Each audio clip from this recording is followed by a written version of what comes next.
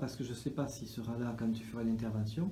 Donc là, Roger, est-ce que tu aurais une question à poser à Claude, comme si c'était son thé au café? On vous a inversé les sièges, on inverse les rôles. Oui, alors, bon, je vais poser une question un peu banale, quoi.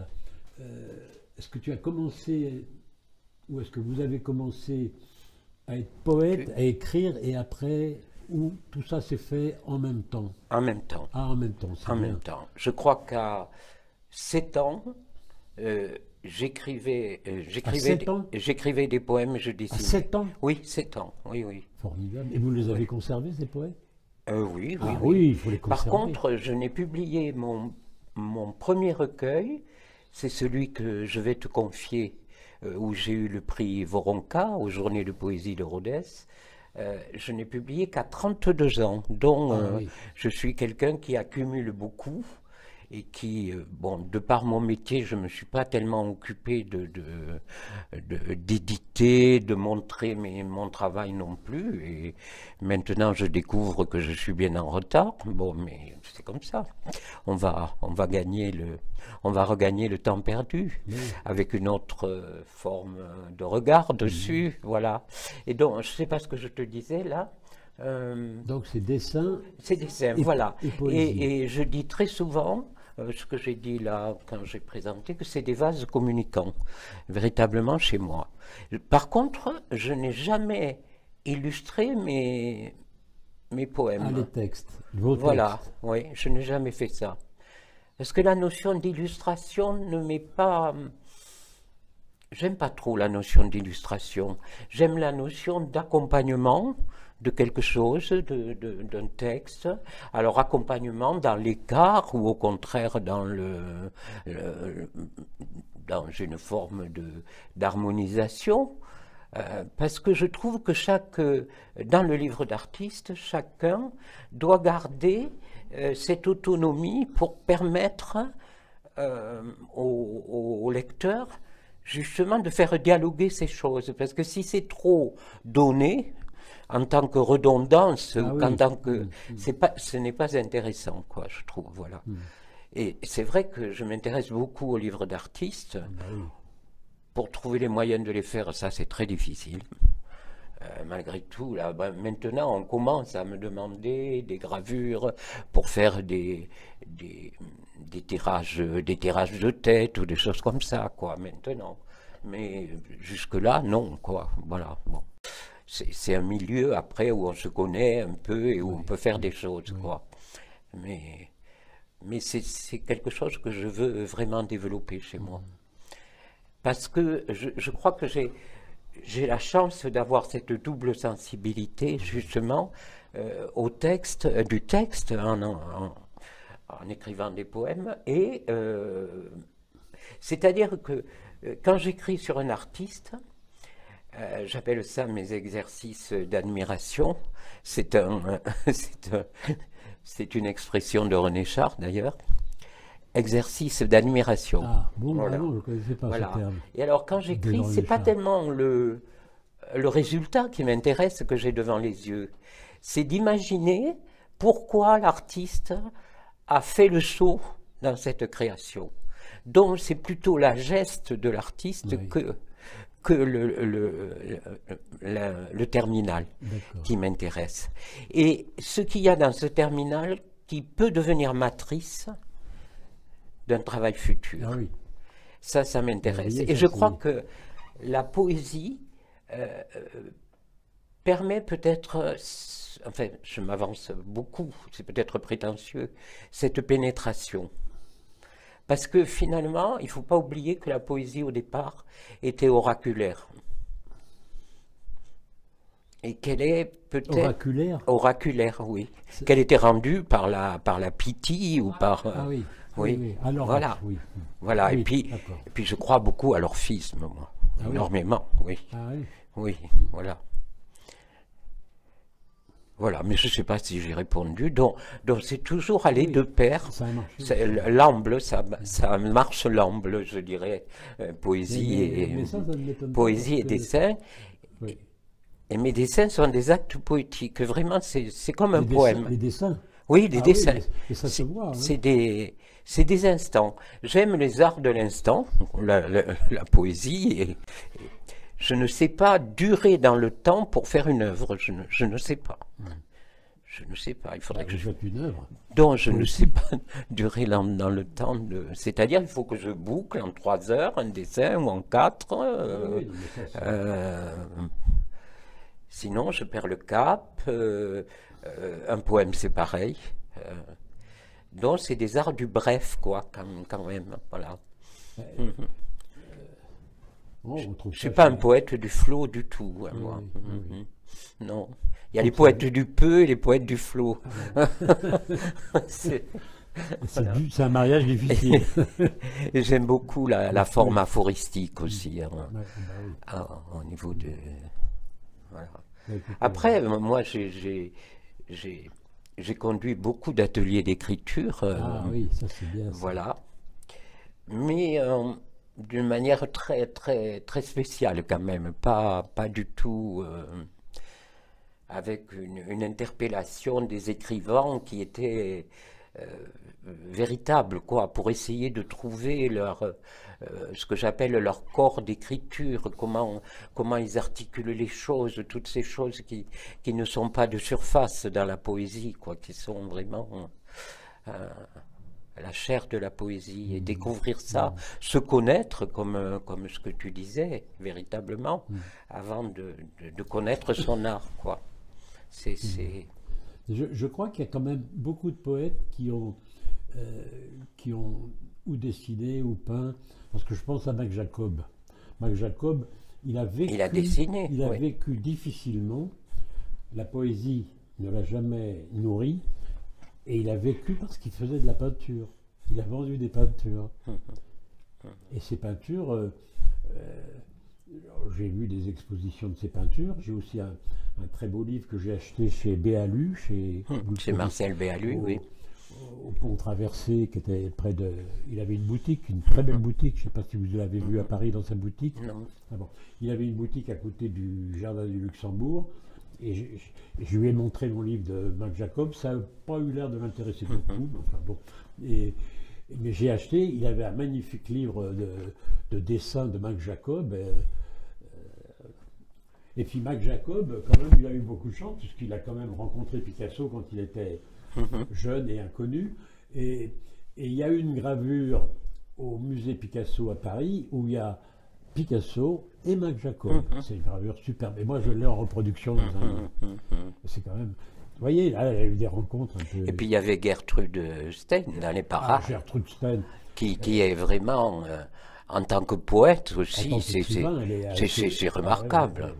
C'est remarquable, et Ouais, peu de gens connaissent d'ailleurs. Ben oui, mais bon. Peu de gens connaissent. Je l'ai lu un peu. J'ai acheté un livre il n'y a pas longtemps, je ne l'ai pas encore lu, parce que j'achète plus de livres que je ne peux lire. On peut pas. Mais c'est bien, mais on a l'impression de les avoir lus quand même. Ah non, non, non. Un peu, Non, parce que là, un quand peu, je vois le un livre, je peu. me dis, mais écoute, mon vieux, lis-le celui-là. J'en ai 3 en commande, là, par exemple. Vous voyez, on a commandé. Pardonnez-moi tous les deux. Il me reste un petit peu de batterie, c'est technique. Et j'aurais aimé, à la limite, quelle question tu aimerais poser? Le mot de la fin par rapport à Claude. Et parce que Quelle question vous allez vous dire au revoir là, il reste très Oui. peu d'ici. D'accord. Oh non, comme mot, je ne vais pas poser. Je voulais savoir si le dessin était lié avec la poésie était liée avec le dessin. Et de depuis ta rencontre. l'âge de 7 ans, je crois que c'est merveilleux d'avoir. Tu sais, on a parlé de Michaud, Oui. qui est vraiment pour moi un phare. Hein. Ah oui. Un phare, justement, dans sa façon d'articuler le dessin et enfin, le dessin et l'écriture, quoi. Le livre Émergence Résurgence, pour moi, est un livre de chevet où je comprends ce mécanisme, cette envie mutuelle qui se fait entre poésie et dessin. Voilà. Moi, personnellement, alors, je vais parler de mon cas, moi j'ai un regret, c'est de ne pas écrire. Et franchement, je ne suis absolument pas doué pour l'écriture. Non, c'est vrai. Je sais pas. Si là, vous veniez si vous étiez venu dans mon atelier, je suis sûr que j'aurais trouvé le biais. Et je ne veux pas exagérer, j'ai des regrets, mais bon, je me dis, écoute mon pauvre vieux, tu peux pas... Tu n'as pas écrit des notes sur le travail? Parce oui, que c'est capital, hein, les notes sur le travail. Non, ce que j'ai écrit, bon, j'ai pris, par contre, j'ai relevé tout un tas de textes dans les livres que j'ai même fait un petit fascicule où une fois il y avait un type dans la caserne littéraire, qu'est-ce qu'il disait en gros? Il disait, c'est dommage de mourir, je ne veux plus pouvoir lire. J'ai trouvé que c'était... Et je veux me faire enterrer avec un livre. Hein. Ah oui. Je veux avoir un livre avec moi. D'accord. D'accord. Symboliquement. Écoute, merci. J'ai été vraiment enchanté de te rencontrer pour énormément de raisons qu'on n'a pas fini encore de découvrir. Voilà. Ok. Merci à toi, en tout cas, d'être ici. Et on va faire en sorte, pendant les 2 mois, que des gens viennent voir ton travail. Ouais. D'accord. Ton travail. Voilà. Alors, honnêtement, pour être honnête complètement, je traînais des pieds pour venir ici. Hein. Parce que bon, sortez de mon atelier, tu vois, aujourd'hui avec l'âge, alors il y a physiquement... des fois, il y a des expositions que je voudrais voir, je ne vais pas les voir s'ils me paraissent quelque part, une paresse de l'âge, quoi, si on peut dire. Il faut que j'y aille. Parce que, comme je travaille tous les jours, hein, 3 heures le matin et 3 heures ou 4 heures l'après-midi, le soir, j'ai 100 ans le soir. Je me mets dans mon fauteuil, on regarde un peu la télé, puis vous dodo. Bon, le matin, ça va, j'ai encore du ressort. Alors, je me dis, j'ai de la chance. Mais là, je suis venu là, je n'ai pas travaillé pendant 4 jours. C'est même pas eu le temps de penser à ce que je suis faire, ce que je vais pas faire. C'est vraiment une belle installation. Je trouve, et que vraiment, ça inaugure ce lieu d'une manière tout à fait originale. Eh ben, écoutez, non, mais j'ai pas de regret parce qu'à Toulouse, on a une enfin, je parle pas de moi là, hein. Je parle de la galerie. Je parle de ce qu'on voilà.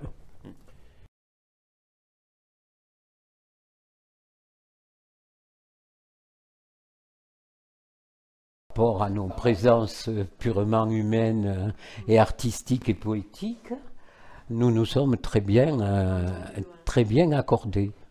D'abord parce que c'était quelqu'un qui avait travaillé avec des poètes, qui a fait des livres d'artistes avec Jean-Pierre Gé, que vous avez présenté en haut.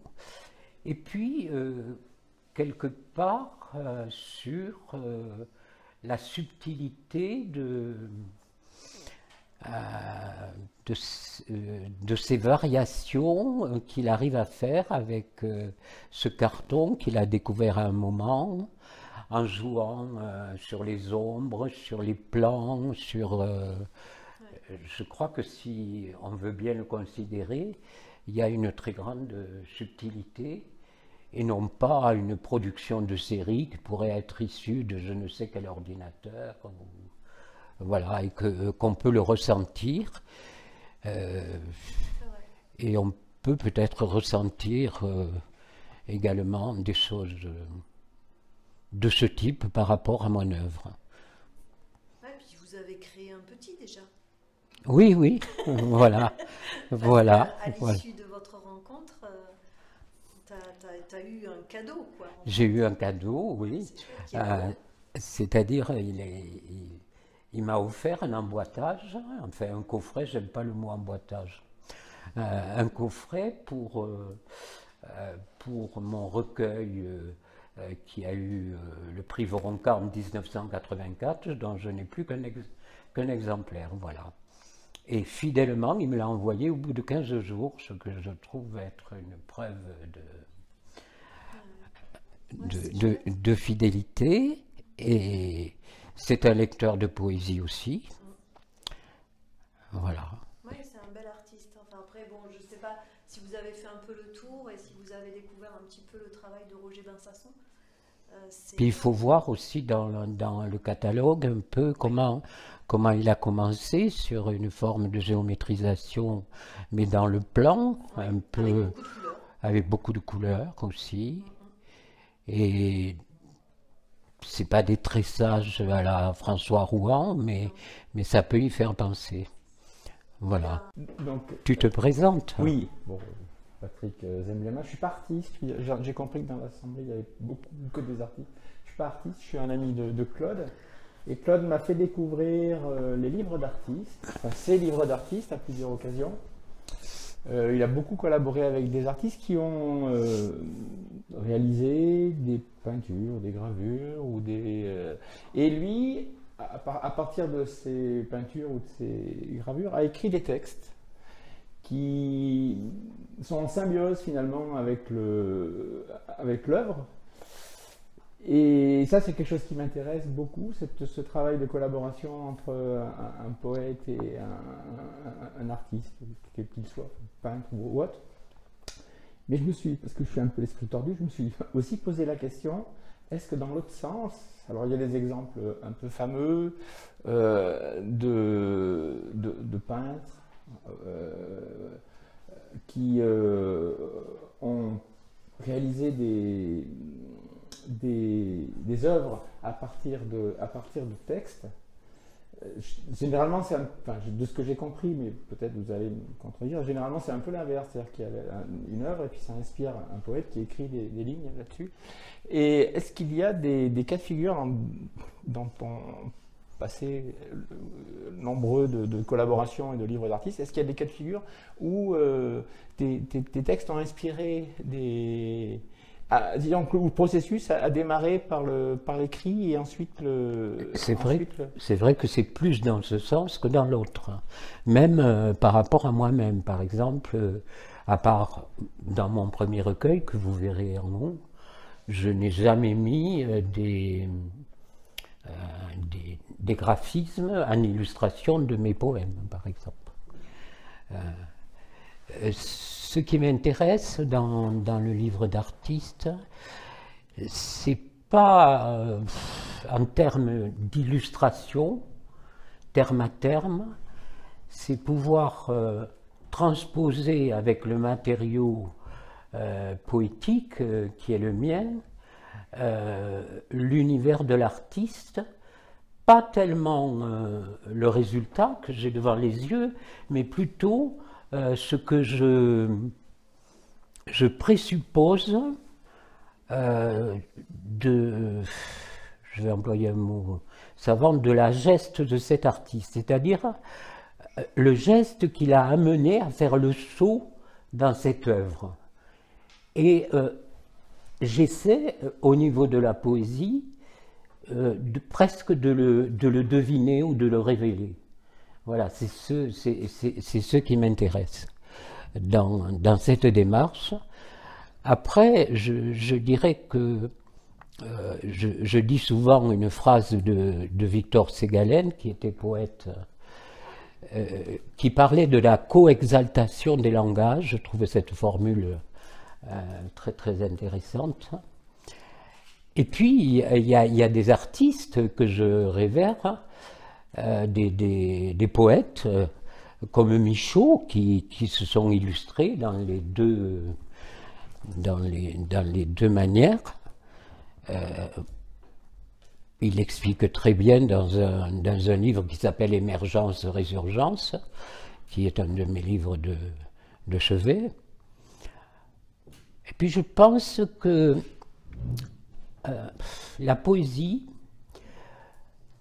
pas le poème, hein, le rapport poétique aux choses, la poétique, c'est finalement la médiation la plus courte entre les arts. Pour ma part, c'est ce que C'est ce que je pense. C'est le plus court chemin.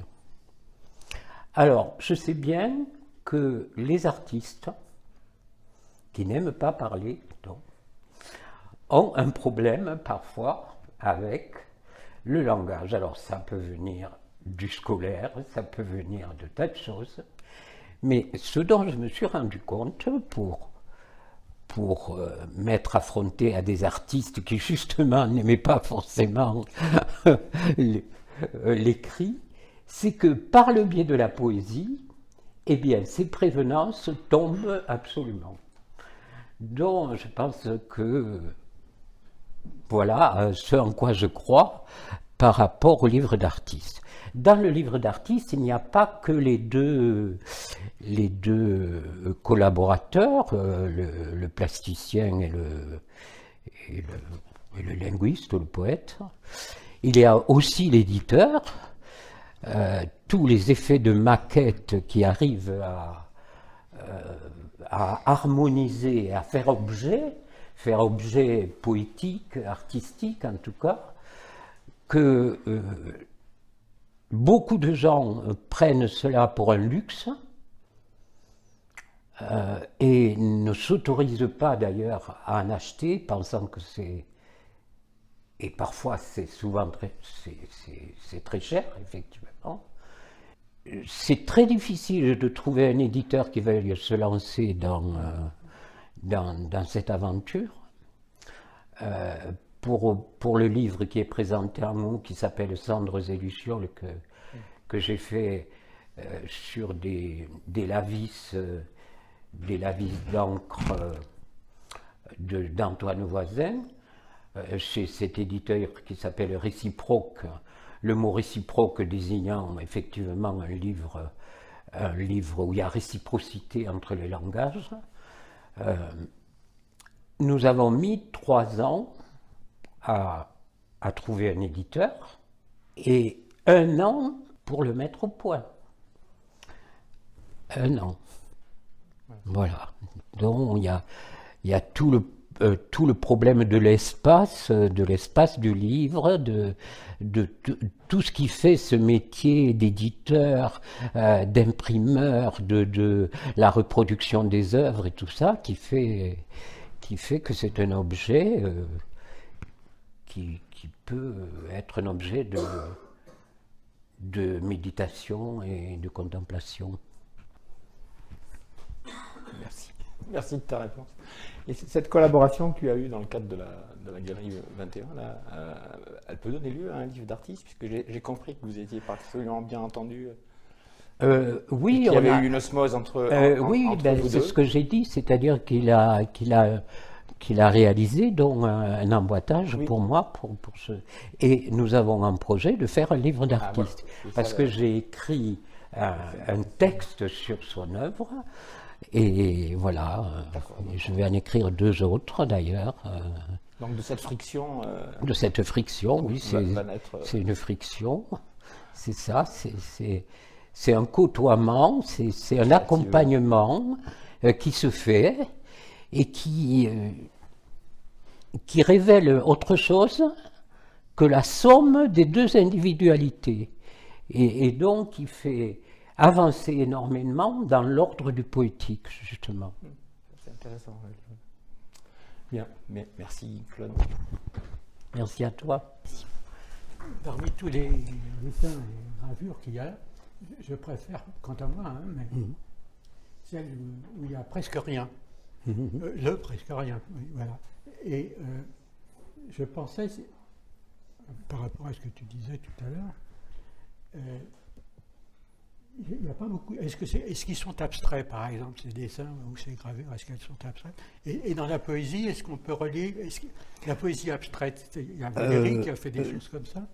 Non, moi je parle de concrétude, au contraire. Ouais. Je ne parle pas d'abstraction. Ouais. Ni dans ma poésie, ni... Oui. Alors, ce mot concrétude, c'est pas moi qui l'ai inventé, hein. Je l'ai trouvé chez un poète qui s'appelle... attendez, maintenant ça va me revenir. Au cours d'une correspondance que j'ai eue avec lui, et ça me parce qu'il y a toujours quelque chose d'organique et de concret qui ramène à la matière, mais une matière qui est visitée peut-être par l'émotion, évidemment, du trait traversé par l'imaginaire, puisque je ne travaille jamais sur le motif. Il m'arrive de dessiner dans la nature, mais simplement pour être dans le souffle de la nature. C'est pas parce que je regarde et puis que je reviens à ma page. J'ai besoin de sentir la nature, sinon je travaille la nuit, qui favorise une espèce de scrutation sur le trait qui permet non pas d'aller à l'horizontale, mais de creuser toujours, comme un microcosme qui ensuite va s'élargir pour devenir une espèce de macrocosme. Mais disons qu'il y a cette idée pour moi d'observer la plus petite matrice qu'il y a dans la nature, essayer de la garder sur mon dessin, de la continuer, puisque je ne trace jamais.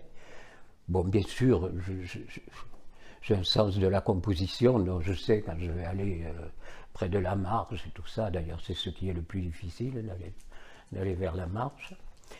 Et puis après, je travaille la circulation de la lumière, une esthétique du plein et du vide qui m'importe beaucoup, à la suite des Asiatiques, du livre de François Cheng aussi. Voilà, mais je ne saurais pas dire si c'est réaliste ou abstrait. Voilà, je dirais que c'est concret. et alors en poésie, c'est plus difficile à défendre, mais c'est concret dans le sens où le mot m'intéresse, dans la mesure où il a un poids, une sonorité, plus qu'un sens, donc. Et ça, c'est la définition de Valéry. Comment ? L'hésitation entre le sens et le son. Le sens et le son, oui, de Valéry, oui. Effectivement. Mais donc il y a ce côté, justement, où c'est, par exemple, comment un mot s'étale dans la page. Ça m'importe autant pour travailler mon écrit que le sens que je veux y mettre. Et d'ailleurs, très souvent, un mot en cache un autre, et je vais pas être ferme sur ce que j'ai à dire, d'abord parce que la poésie, ce n'est pas à dire, c'est évoquer, c'est suggérer, c'est... voilà. Et c'est vraiment le matériau langue qui m'intéresse, et qui est le sujet même de ma poésie. C'est le matériau. C'est le matériau. Dans une sorte de mise en abîme de l'écriture dans l'écriture. Mais je ne vais pas dire, j'écris un poème d'amour, j'écris... voilà. Par contre, mes poèmes peuvent avoir une coloration, une orientation vers quelque chose. C'est sur ça que je me fixe quand je m'engage dans un poème. Et après, il se fait, de même que... il se fait en marchant. Il se fait en marchant. Comme mes dessins, c'est une accommodation successive qui va jusqu'à l'état d'achèvement, puisque c'est jamais véritablement achevé. Merci. Donc Anne Vautour qui est peintre, et il faut se présenter. Mais qui ne parle pas. Ben, je vais te poser, bon, je m'appelle Anne Vautour, voilà. Et ben, je vais te poser une question. comment tu as commencé comment parce que tu écris sur beaucoup de peintres, bon. Mais toi, tu as commencé la peinture ou le dessin, ou les deux en même temps, ça s'est fait Ça a coulé de source en même temps. en même temps. En même temps. Ça marche l'amble, comme je dis. Voilà. Ça a été en même temps, à partir de l'âge de, je sais pas, 7-8 ans. J'ai toujours écrit des poèmes et dessiné. Pas par rapport à une formation classique comme vous avez eu pour la plupart, hein, que moi je n'ai pas eu, si ce n'est que j'ai été encouragé à l'école normale d'instituteur par un professeur qui m'a donné des cours pour que je puisse présenter Claude Bernard, mais finalement où j'ai été reçu, mais où je n'ai pas pu aller parce que pour mes parents, c'était pas... Voilà, donc j'ai entretenu cette frustration toute ma vie, et sûrement elle fait quelque chose par rapport à mon art d'ailleurs. Mais voilà. Ce qui fait que ça a été une pratique toujours intermittente du poème et du dessin, qui sont des arts du bref et de l'instant, et qui sont transportables et qui me conviennent tout à fait. Je ne saurais pas être peintre, par exemple, je ne pourrais pas. Je ne saurais pas être romancier non plus. Par contre, ce que je n'ai pas dit en écriture, c'est que la critique m'intéresse beaucoup, par contre. Mais la critique que j'appelle empathique, participative, pas pour... voilà, pas pour descendre quelqu'un, quoi. À ce moment-là, je ne... Mais a priori, je ne sais pas, quand je vais voir une expo ou quand je rencontre un artiste, si je vais pouvoir écrire ou non sur lui, sous quelle forme, si ça va être des notes, si ça va être un long poème, ou si ça va être... Je ne sais pas, a priori. D'ailleurs, beaucoup d'entre vous, là, ont expérimenté ça, donc... et il y a une diversité, d'ailleurs, même que j'essaie d'adapter à l'artiste, même de ton, même si on reconnaît sans doute mon style d'écriture, bien évidemment. Mais je pense qu'il y a des différences selon les artistes. En fait, je ne sais pas ce que vous en pensez. Daniele, sur qui j'ai écrit dernièrement, Catherine aussi, sur son exposition, Marco, non, je n'ai pas écrit sur toi. Hein. Voilà, et sur Françoise aussi, Françoise Delmas. Et c'est un exercice, en fait, c'est une pratique qui vraiment m'entretient dans... alors, très souvent dans le milieu des poètes, c'est mal considéré. Parce que comment ne trouve-t-on pas l'inspiration en soi-même? Eh bien, moi, je la trouve au contraire chez les autres, hein, parce qu'ils doivent être quelque part de la même famille que moi, ou en tout cas très proches. Bon, par un certain côté qui m'est révélé au moment de cette écriture, d'ailleurs. Et voilà. Et moi, ça me fait énormément évoluer, même si ça n'est pas du tout payant, à part pour des textes qui sont mis dans des catalogues ou qui servent dans des cartons d'invitation. Et j'aimerais bien réunir tous ces textes, d'ailleurs, dans un livre que je voudrais appeler, j'ai trouvé le titre, Le regard alerté. Voilà, avec... mais c'est énorme comme travail de reproduction, et pour trouver quelqu'un qui veuille s'engager dans c'est très délicat. Il faudra faire une souscription. Oui, c'est la seule solution. Magnifiquement installé. Oui, voilà. oui. Très bien. Merci beaucoup. Et Claude Voilà. Barrère, Claude. Oui, Voilà. Claude Barrère, oui. Et oui, Claude Barrère, le poète, et le dessinateur Barrère Claude. Voilà. C'est ça? Graphiste, Bon. oui. Graphiste. Oui. Graphiste. Je sais pas, c'est difficile. Graphiste C'est inspiré. difficile. Hein. C'est Graphiste difficile. inspiré. Le trait et le mot, pour moi, c'est la même chose. Je sens la même sève monter en moi quand je fais un geste pour tracer et quand je vais trouver un mot. C'est pareil. Complémentarité. C'est pareil. Complémentarité ou complicité? Oui, plutôt complicité que Complicité. complémentarité. Oui, Complicité. oui. Oui. Voilà. C'est le même. Ouais. C'est la même intuition. Et tout à l'heure, j'ai entendu que tu disais que tu écrivais sur les artistes, Oui. mais en empathie. C'est magnifique. Ah oui, Ça oui. rime avec empathique. Oui, oui. Voilà. C'est-à-dire, moi, je tiens beaucoup à ce triangle du poète, du créateur et du regardeur. Et voir comment les choses circulent entre ces pôles. Voilà. Par lequel on commence? Est-ce qu'on commence par regarder l'œuvre? Est-ce qu'on commence par lire le poème? Est-ce qu'on commence... Et ce triumvirat, là, Ah oui, un triumvirat.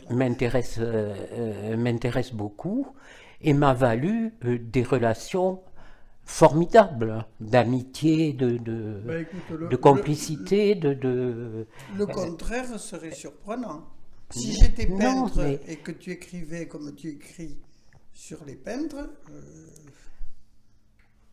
je ne te ferais pas la tête. Après, je ne sais pas ce qui prime chez moi, si c'est véritablement, c'est aux autres d'en juger, le dessin ou bien l'écriture. Ce que je peux dire, c'est que quand je dessine, je suis en paix, et quand j'écris, je suis en torture. Ah oui. Moi, quand tu écris sur les artistes, je n'avais pas pensé que tu pouvais être en torture. Après tes autres poésies, oui, peut-être. Non, le travail, il y a beaucoup de travail, mais je travaille moins maintenant quand même. J'arrive à arrêter de travailler, parce que je me suis longtemps pas couché de bonne heure, mais je me suis longtemps, comment dire, censuré.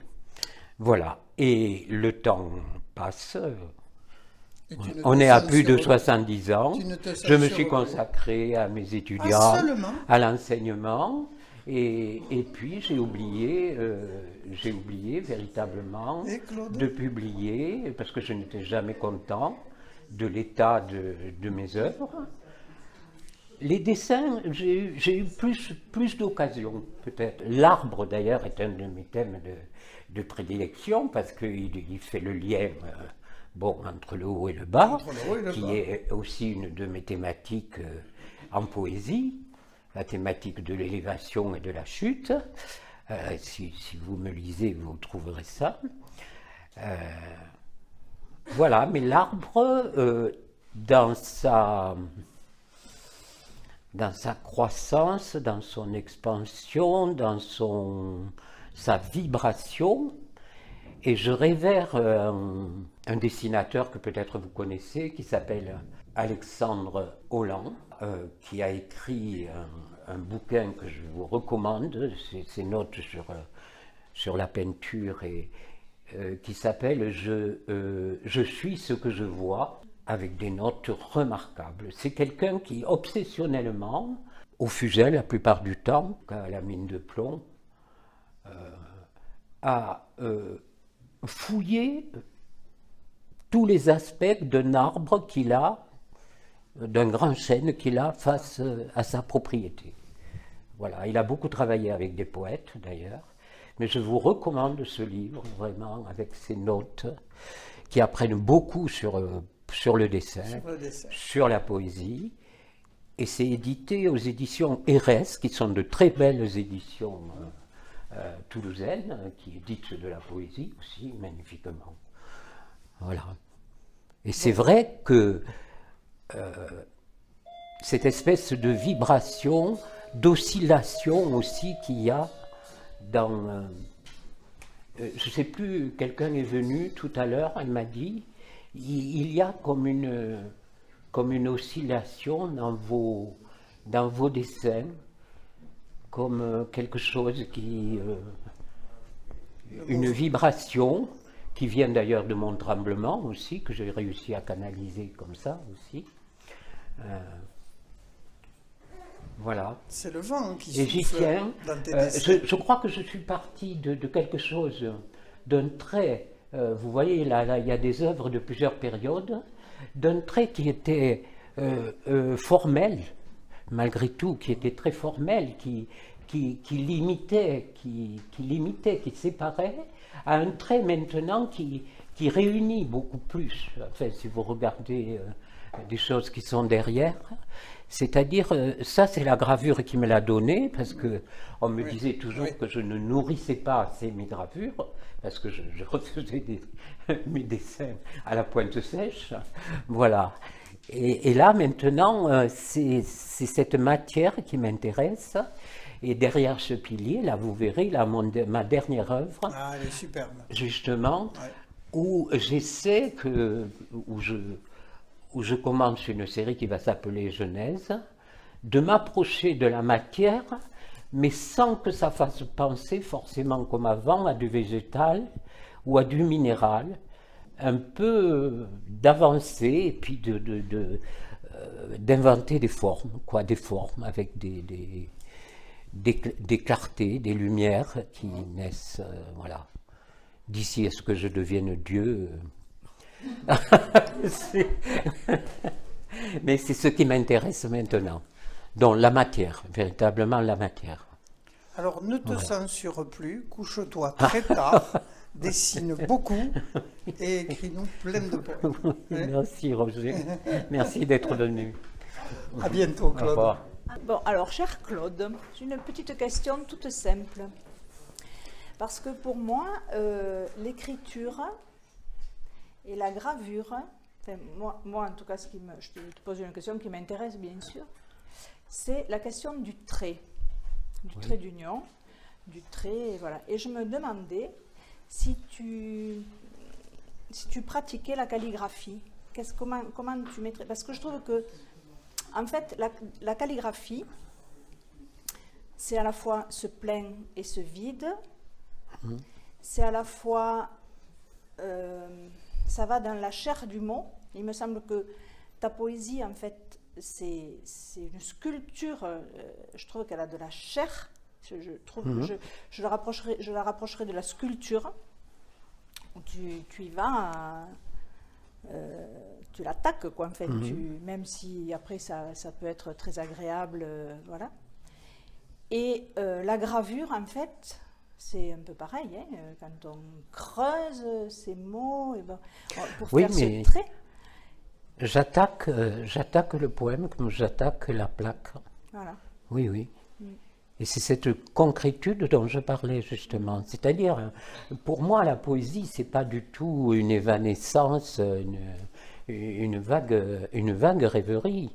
C'est peut-être l'art le plus juste qui soit. Je dis pas...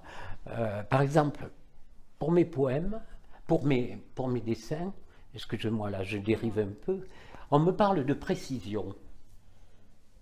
Moi, je ne me sens pas dans la précision. Je me sens dans quelque chose qui est vivant ou pas, du point de vue du trait, qui est juste ou pas, mais pas dans la précision.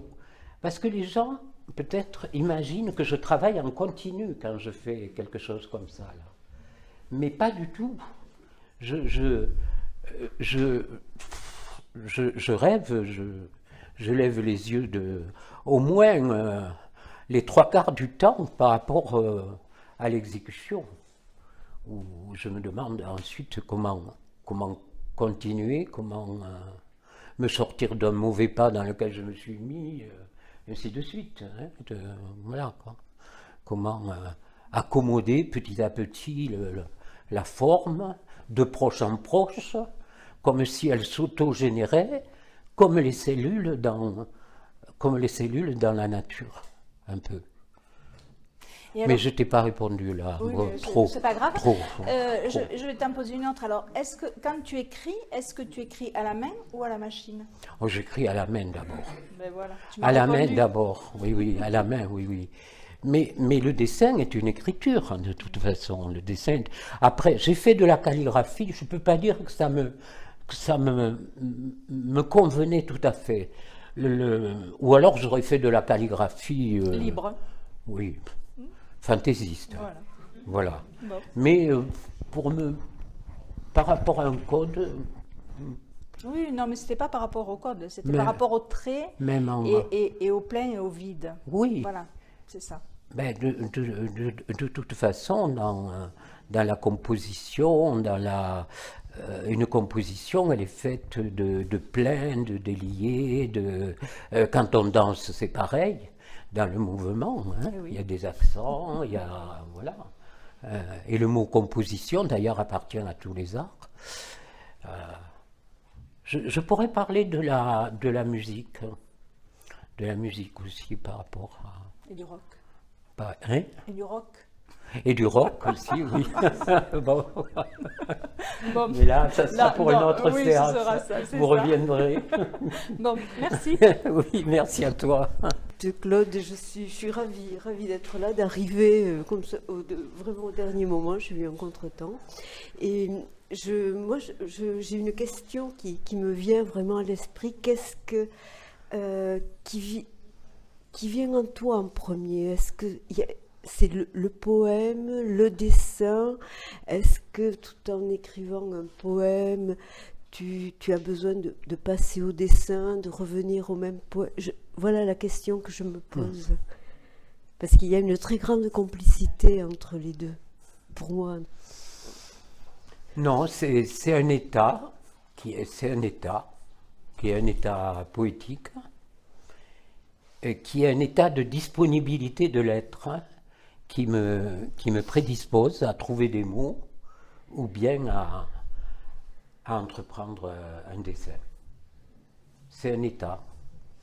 C'est un état qu'on n'a pas tout le temps, qui suppose qu'il n'y a pas d'écran, qu'il n'y a pas qu'il y a une disponibilité, une ouverture, puisque la poésie, c'est l'ouvert aussi. Hein, voilà.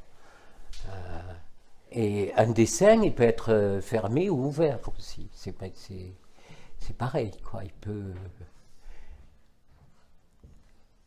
Je dirais pas. Je sais pas si je parle. C'est une alternance. Voilà. C'est une alternance. Il y a des périodes où je ne vais pas tellement écrire. Après, j'ai beaucoup de carnets. Vous savez, les carnets sont très précieux chez les artistes, en fait, si je puis m'estimer artiste ou poète. C'est très précieux parce que c'est là qu'il y a l'élaboration de ce que vous retenez d'une lecture, de ce que vous notez, au détour de quelque chose. Et j'en ai je sais pas, et d'ailleurs j'aimerais beaucoup présenter mais le problème c'est qu'il faut dépioter le carnet pour présenter les dessins qui sont dans le carnet, quoi. Et ça je n'aime pas trop. Mais le carnet, c'est vraiment les instants. L'instant, je suis très bergsonien, donc je suis pour le temps de l'instant, véritablement. Voilà. Pas tellement dans la durée. Après, un dessin, par exemple, me prend, bon, disons, quand je m'y mets, d'ailleurs, je ne peux pas le reprendre, ça c'est exclu. Disons, je mets 3 heures à peu près. Voilà. Donc, si je m'y engage à 11 heures, j'y suis encore à 3 heures de la nuit, quoi. Mais il faut que ce soit d'une seule venue, parce que on ne retrouve pas le même trait après. Enfin, moi, du moins, je ne le retrouve pas. Je ne retrouve pas la même attaque, la même... je ne sais pas, la même façon de développer. il faut que je recommence quelque chose, si vraiment je retravaille. Voilà. Et surtout, une fois que j'ai mis la signature, il ne faut pas que je complète par quelque chose, parce que ça, c'est fatal. C'est Ça fatal. déséquilibre l'œuvre. Oui. C'est fatal. J'ai remarqué que ça. Pourtant, je me dis, oh là, bon, là, il y a quelque chose qui ne va pas, mais bon. Voilà, après, je mets des titres. Alors ça. Voilà. Là, parmi les artistes, c'est un grand... Ça vient après. Un grand dilemme. Hein. Sans titre, sans titre. Soit ça... Alors, on dit ça déflore. Ça déflore le regard. Moi, je dis ça l'augmente. Enfin, bon, pour moi, maintenant, bon, tout dépend des titres. Si c'est un titre qui est de la pure redondance, c'est vrai que ça n'apporte rien. Mais sinon, ça fait réagir. Un titre qui serait à l'écart, ou bien ça fait réagir, ou bien ça amène un mouvement, le mouvement de la phrase. Là, par exemple, le dénouement de la langue, là, pour ce monotype, là, le premier monotype, là, qui n'est pas une expression de moi, mais de Roland Barthes. Voilà, quoi. Ben, ça a été essentiel pour moi. Je l'ai trouvé en cours de travail, le titre, mais ça a été essentiel pour moi, pour achever ce travail, puisque vous n'ignorez pas que sur un monotype, on peut le retravailler pendant un quart d'heure, pendant que l'encre est fraîche. On peut retirer ou bien ajouter, quoi. Bon, voilà. On en met toujours trop, d'ailleurs, dans le monotype. Hein. On met toujours... fait des pâtés, voilà. Pour qu'un monotype ait une lisibilité, il faut... Et ce que je souhaite dans mes monotypes, c'est justement qu'ils aient une lisibilité graphique qui me ramène au dessin aussi. Parce que très souvent, on bouche le monotype. Le monotype, ça peut être un art très facile, ça donne toujours quelque chose. Vous mettez un filet d'orange sur un... Ça vous donne un filet d'orange, mais est-ce que ça vous importe que ce soit un filet d'orange? Voilà, c'est ça. Bon, c'est vrai ça. Mais est-ce que c'est votre œuvre ou est-ce que c'est le pur hasard de l'empreinte? Voilà, moi j'ai besoin de reconnaître, quelque chose. De même que j'ai besoin de reconnaître mon poème après l'avoir écrit, après un certain temps, je le reconnais, reconnais. C'est-à-dire je le connais à nouveau par rapport à ce par quoi je suis passé pour le réaliser. Et si je ne le reconnais pas, eh bien, je le laisse de côté. En fin de compte, c'est la même démarche, la même démarche poétique, voilà. Dessin aussi. Oui. Moi, je retrouve dans ce que tu nous décris la même démarche pour le dessin, pour la peinture, la création plastique. C'est la même démarche, hein, c'est une même exigence. Je te dis, il y a cette idée de l'instant. Voilà, ça c'est très important pour moi, alors que la peinture s'inscrit dans la durée quand même. Enfin, l'action Pollock, bon, peut-être ça ne s'inscrit pas forcément dans la durée. Quoi, je veux dire, il y a des dessins aussi qui peuvent être, il y a des peintures qui peuvent être gestuelles et très aussi, je disais une ânerie là. Non, je pense pas.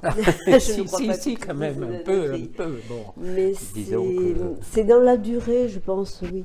Même que ce soit, même si on fait si c'est spontané, mais ça a été aussi dans la durée, parce qu'il y a tout, Il y a tout ce qui le était avant. travail d'avant. Ben, c'est ce que disait Picasso, Avant. il y a tout ce qui, Tout ce qui il y est a avant. tout ce qui précède. Donc, voilà. C'est sûr qu'on ne travaille On pas arriverait rien qu'au moment où on effectue la chose. Tout à fait, on n'aurait pas la même travailler. spontanéité s'il n'y avait pas les années. Par derrière exemple, je développe le une travail. mémoire de mots, d'association de Oui. mots en marchant avant de passer à l'écriture. Bien sûr, comme on peut le faire avec les Alors gammes. après, avec, il y a tout ce le qui dessin. tombe dans l'oubli, quand je perds les brouillons, puis que je les retrouve, eh bien ça m'aide absolument à résoudre tous les problèmes qui s'étaient posés à moi. Parce que voilà, de redécouvrir, d'organiser une mobilité de l'écrit qu'on a devant soi. Parce qu'on est trop victime de ce qui est discursif, de ce qui est successif, alors que la poésie, c'est la synesthésie des choses, c'est la simultanéité, c'est pas une chose après l'autre. C'est pas je comprends ça, puis ça, puis ça, puis ça. C'est le poème se recompose à un moment qu'on pourrait appeler Barthes parlant dans la chambre claire, là, parlant de la photographie, il parle d'un punctum dans la photo qui finalement attire tout. Et dans un poème, il y a quelque chose à un moment qui va attirer son unité, qui va faire son unité, qui va faire qu'on va Alors, c'est pas forcément à la fin, hein, c'est en cours de route par rapport au réseau qu'on arrive à mettre en place, comme dans un dessin d'ailleurs. Hein, parce qu'il faut à la fois une permanence et une variété des formes pour qu'ils tiennent. Très bien. Ouais, écoute, je suis ravie de... Je suis une amie de Bernadette qui m'a amené il y a 15 jours. Oui. Un petit peu, j'avais presque un bandeau sur les yeux, je ne savais pas où j'allais. J'ai beaucoup apprécié, et la preuve, c'est qu'aujourd'hui... Je vous avais entrevu nous sommes revenus. pour l'inauguration, effectivement. Voilà. Alors, bien sûr, je me suis contenté des... Alors, nous nous connaissons comment? Nous nous connaissons parce que nous chantons ensemble, Oui, dans un chœur du chant traditionnel occitan. Oui, je sais. Et je suis un petit peu pressé parce que justement, j'ai une répétition à 7h30. Oui. Alors, ce que j'ai bien entendu, et qui m'a fait plaisir, c'est que le chant, nous sommes un petit peu à côté de tout ça, bien sûr. Mais tout à l'heure, vous avez dit que entre le trait et l'écriture, c'était 1 plus 1, mais qui ne faisait pas obligatoirement 2. Et je me suis retrouvé dans ce que je fais moi, dans le chant. Oui. Dans le chant traditionnel, vous avez sûrement remarqué souvent que les chanteurs chantent en rond. Oui. Alors c'est un chant traditionnel, c'est un chant qu'on chante à 3 voix. Il y a une voix porteuse qui ressemble à de la mélodie. Il y a une voix basse et une voix haute. Alors on chante en rond pour plusieurs raisons. Tout d'abord, il n'y a pas de chef de chœur. Alors si on veut bien chanter ensemble, on chante en rond pour voir le regard, la bouche du chanteur qui est en face. Mais il se passe un phénomène, c'est qu'il y a certains sons, alors là aussi, donc 3 voix. 3 voix qui, à l'arrivée, font 3 voix. Pas toujours. Ça peut en faire 4. Parce qu'il y a certains sons qui se mariant, forment ce qu'on appelle une harmonique. Et l'auditeur qui est capté par cette musique-là et qui prête bien l'oreille entend une 4e voix. Alors il y a cette 4e voix, on la baptise, c'est très joli, la voix des anges. Et je trouve que dans ce que vous dessinez, je ne connais pas vos poèmes, je m'excuse. Il y a la voix des anges. Il y a une part angélique. Et si ça rejoint un autre art, qui est la musique ou la chanson, mais le trait est tout tracé. C'est l'esprit de légèreté dont parlait Sylvia Amigo dans le texte qu'elle a fait sur moi. Mais la légèreté au sens italien, la leggerezza. Voilà. Et alors, dans le mot harmonique, moi je me reconnais absolument, parce que, justement, le poème avance, là je suis un émule des présocratiques qui fonctionnaient par des contraires, qui posait des contraires, et ensuite on avance dans le chant comme une réconciliation de contraires, hein, dans le poème. Voilà, après avoir posé les contraires. C'est ce que j'appelle les harmoniques, et peut-être, alors la quatrième voix, dont la voix des anges, effectivement, on peut, de temps en temps, dans ma nuit, peut-être je l'entends. C'est l'apogée, quoi. Il n'y Oui, pas tout oui, le temps. Mais oui, quand oui. il faut la prendre au passage. Oui, oui, c'est ça. Il y a une idée de grâce quelque part, hein, puisque nous sommes soumis à la pesanteur et à la grâce. Hein, voilà. Donc, et le poème, eh ben, il fait ça, justement, quoi. Et on essaie de se tenir en équilibre, pour trouver ces harmoniques, effectivement. Dans la vie aussi, hein. Dans la vie aussi, par rapport à l'altruisme qu'on peut développer avec les autres et tout, hein, c'est chaque chose, il n'y a pas que l'art, il y a aussi l'art de vivre. Merci. Merci. Bonsoir Claude. Et oui. Voilà, moi je m'appelle Catherine Gianola. Je suis. Et tu es? Alors moi je travaille les arts plastiques. Enfin, on se connaît avec Claude depuis quelques années. On s'est rencontrés dans un atelier de gravure. Et donc, j'ai eu la chance, vous êtes quelques-uns ici, à recevoir de sa part 2 magnifiques cadeaux, c'est-à-dire du texte. Un premier au moment d'exposition, un premier en 2013. Sur les fourmis. Oui. Et un dernier, là, en fin d'année, sur une autre exposition qui était complètement différente. Alors, puisque tu nous dis qu'on doit être dans l'instant, moi, depuis mon angle de vue, je vois Claude Barrère assis sur un fauteuil, avec quoi? Un verre d'eau. Que je n'ai pas. Et puis derrière, des formes, du volume avec du rouge. Ouais. Et moi, je vois ton travail. Donc là, on est dans l'arête. Oui. Je te demande, la question est, à quel animal tu penses? À quel animal je pense? Ah oui, parce qu'elle a beaucoup travaillé sur les animaux. Elle a fait un bestiaire, un très beau livre d'artiste, avec des gravures, un bestiaire. Alors, moi, quand je vois ça, là, d'ailleurs, j'ai dit que je voyais quelqu'un d'agenouillé. Là, cette forme, pour moi, c'était quelqu'un d'agenouillé, et sa forme initiale, pour moi, c'est ça. Je ne sais pas pourquoi. Mais là, alors, à quoi je pense? Attends, mais par rapport à quelque chose que tu as. Le verre d'eau? Le verre d'eau? Le verre d'eau? Ah, le poisson! Le poisson rouge? Oui. Ah, oui, peut-être, oui. Vas-tu faire des cauchemars, dormir cette nuit? Non, un poisson rouge ne m'a jamais dérangé dans son silence. Je dois dire que... J'adore l'embêter. Alors, moi, les 2 moments... Allez, pose-moi une question intelligente. Non. Je ne sais pas faire. Non, on s'amuse beaucoup. Non, je n'ai pas de questions à te poser. On parlait trop d'ailleurs à l'atelier. Nous, on est bavards, tous les deux. On pourrait être bavards. Parce que Claude, tu es quand même dans la famille des bavards. Hein.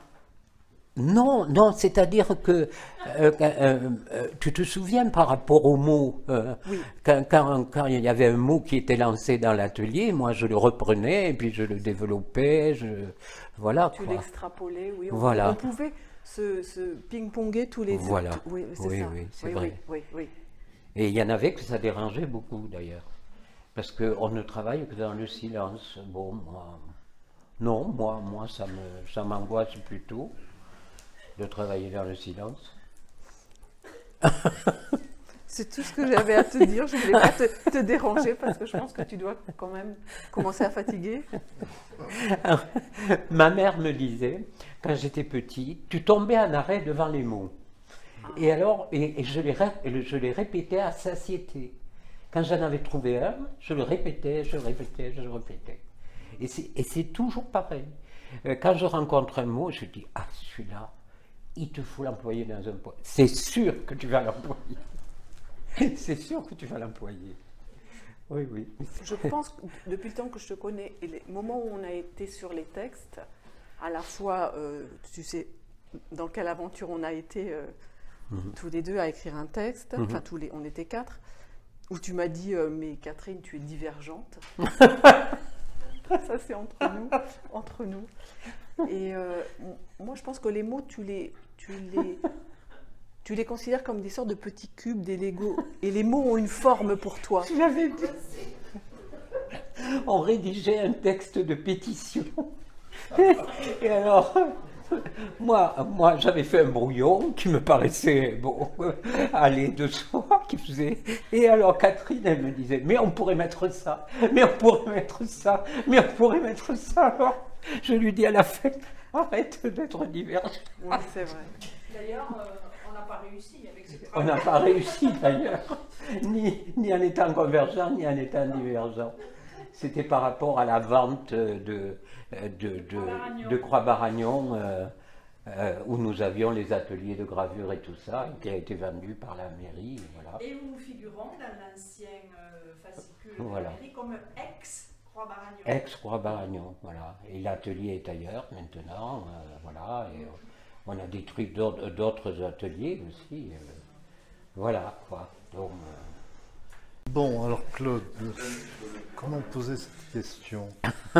Je pense qu'il y a un artiste que tu dois beaucoup aimer, parce qu'il y a 2 ans, je t'ai prêté un livre sur Marc Rothko. Que je t'ai ramené d'ailleurs, il faut que je te le donne. Et donc je me demandais, Marc Rothko, oui. Quand on connaît un peu l'œuvre de Marc Rothko, on imagine, enfin surtout dans sa dernière période, oui. Donc des monochromes, oui. Voilà. Ouais. Et je me demande quand, en fin de compte, puisque tu as gardé si longtemps ce livre, en quoi il a pu t'inspirer par rapport à ton œuvre, qui est quand même assez différente, et je dirais presque à l'opposé, quand on la regarde, de ce que faisaient les dernières œuvres de Rothko. Oh non, il y a une telle frange poétique dans les œuvres de Rothko, dans ces fameux rectangles colorés et puis qui s'interpénètrent comme s'il y avait une dilution et tout ça.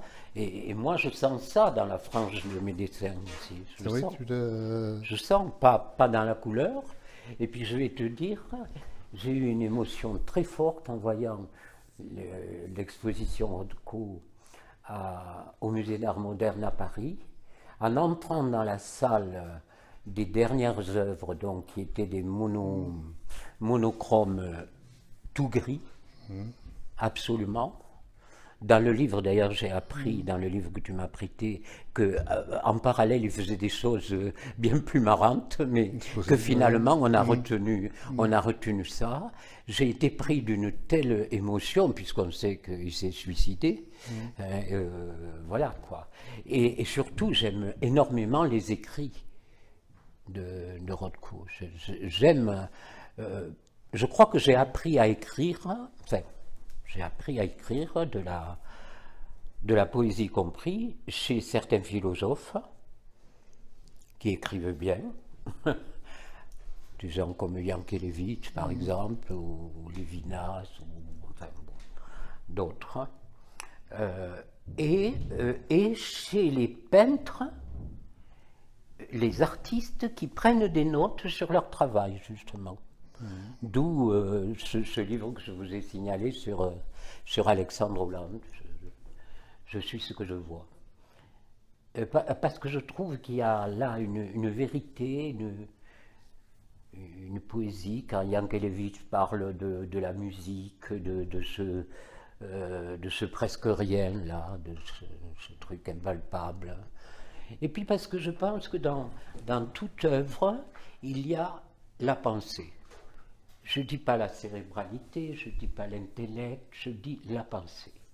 C'est-à-dire quelque chose qui la centre, qui la densifie. Et dans le poème aussi, la pensée pour moi est très importante. Et d'ailleurs, au départ, j'ai été soutenu en poésie par des poètes philosophes. Mais c'est vrai que quand on lit tes poèmes, c'est vrai qu'il y a une certaine complexité. Et que si on une cherche, complexité certaine. Oui, si on cherche du sens, on le sent de temps en temps. De temps en temps, on dit tiens, j'ai une piste, et puis immédiatement on est détrompé parce qu'il y a un mot sonore qui va être, qui va chanter, qui va bien arriver, mais qui va être difficile à relier. Donc, et en fin de compte, c'est un peu vrai, c'est vrai de Rothko, mais tu fais partie des artistes qu'on aime, enfin pour moi je dis qu'on aime sans savoir expliquer exactement qu'est-ce qu'on aime dans l'artiste. Quand on lit un poème, ça sonne, mais qu'est-ce qui fait qu'on aime ça? Si on regarde entre le départ, ce que tu faisais dans les années 80, très épuré, ce que tu as fait ici, là c'était plutôt en 2015, je crois. A priori, ça peut être très différent au premier ordre, mais on ressent quand même un même fil conducteur. Et se dégage à peu près la même impression, une impression qui est difficile à qualifier, mais le plaisir de regarder ça. Donc c'est vrai qu'il y a c'est difficile d'arriver à savoir. Et de même, tu disais que dans Rothko, tu vois une grande poésie, une grande complexité.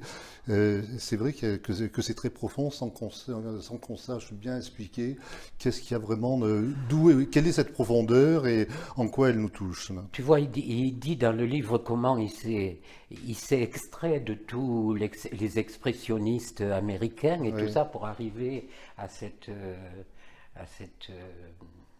coloration comme ça, et cette méditation, où même des critiques avaient dit qu'il faisait toujours la même chose. Voilà quoi. Et c'est une œuvre qui a été tellement reproduite d'ailleurs, en carte postale, en tout, vous en avez partout, on croit qu'elle est systématique, alors que c'est pas du tout. Quand on le voit véritablement, c'est d'une émotion moi, je me flagrante.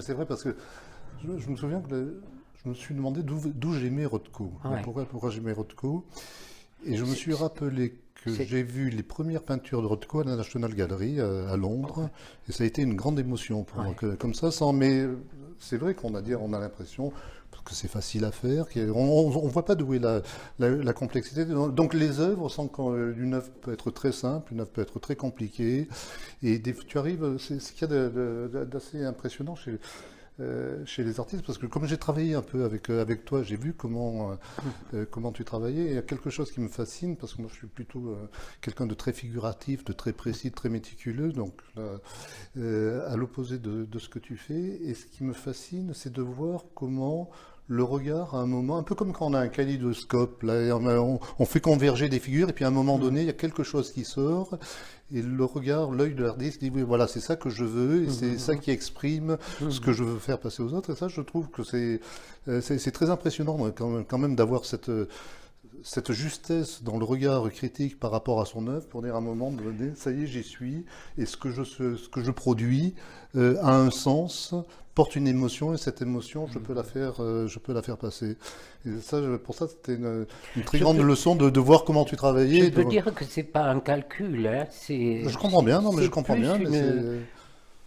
C'est une disposition, mais l'exercice de la critique, c'est-à-dire mettre en place en soi un double lecteur, que ce soit pour la poésie ou un double regardeur, qui est à la fois un lecteur idéal, mais aussi un lecteur critique, c'est très très important.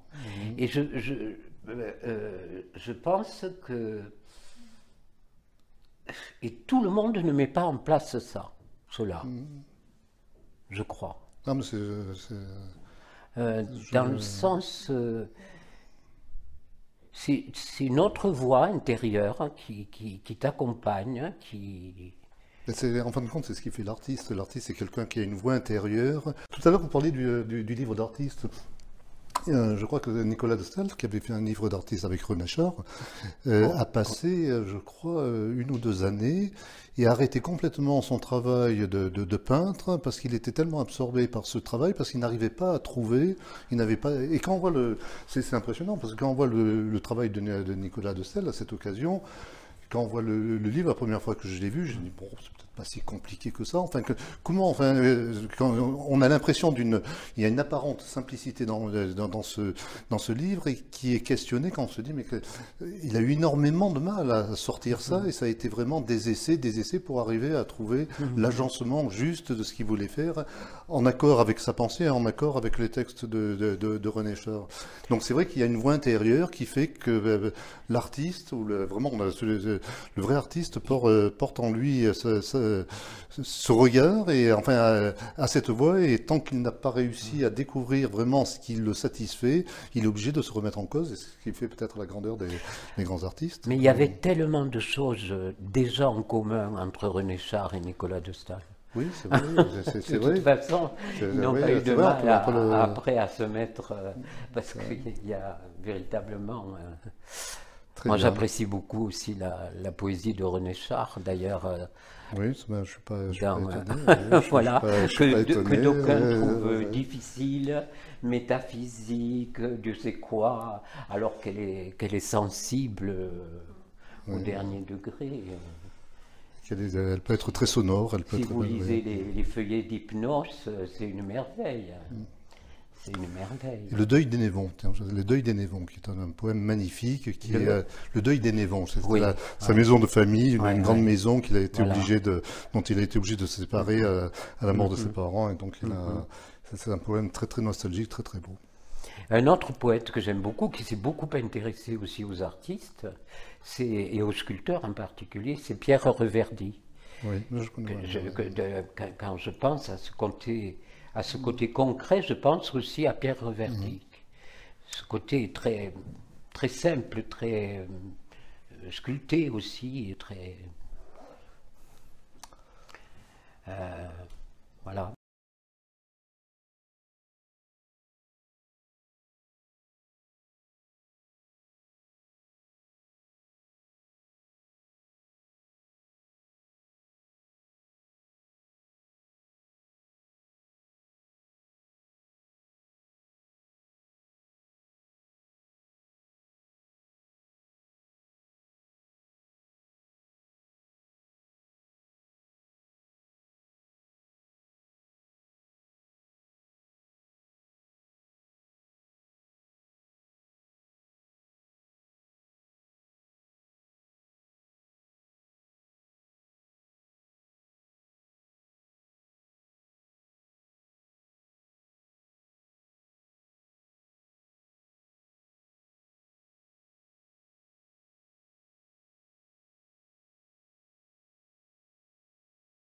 Je voulais te remercier quand même. Tu voulais me remercier? Oui. Parce que vraiment... comment? Un peu, beaucoup, passionnément? Ah, passionnément. À la folie, peut-être pas, mais... À la folie, bon. Peut-être que ça viendra, oui, mais... Non, c'est... Bon, ça a été un peu... Superbe. Un peu décousu, mais bon... Non, voilà. J'ai pas trouvé, enfin, je sais pas. Non, moi j'ai pas trouvé ça décousu du tout. Je suis tellement entre deux mondes, entre deux univers, cet univers de la poésie et du dessin, que je ne sais plus où je suis, quoi. Je demande aux autres de savoir où je suis, quoi. Quelque part. Je sais pas où je suis. Quelque part, le fait de t'avoir appelé plume funambule, c'était oui, pas voilà, tout à... oui, je suis un funambule, un équilibriste. Voilà. En tout cas, merci à tous. Et si on va tu peut-être veux, remonter pour manger un petit bout de galette si tu veux. Et faire les rois. Peut-être qu'il y aura un roi ou une reine. Merci en tout cas à vous. Merci à tous. Merci Claude. Merci à toi. Comme tu le dis si bien, Claude, trop de monde. Ton balancier à la main le montre si bien. En effet, que choisir? La poésie, le dessin? Tu ne choisiras pas. Je me suis permis d'écrire un petit texte, je ne le nommerai pas poème. J'espère qu'il te plaira. J'espère ne pas avoir trop écorché les mots. C'est pour toi. Merci Claude.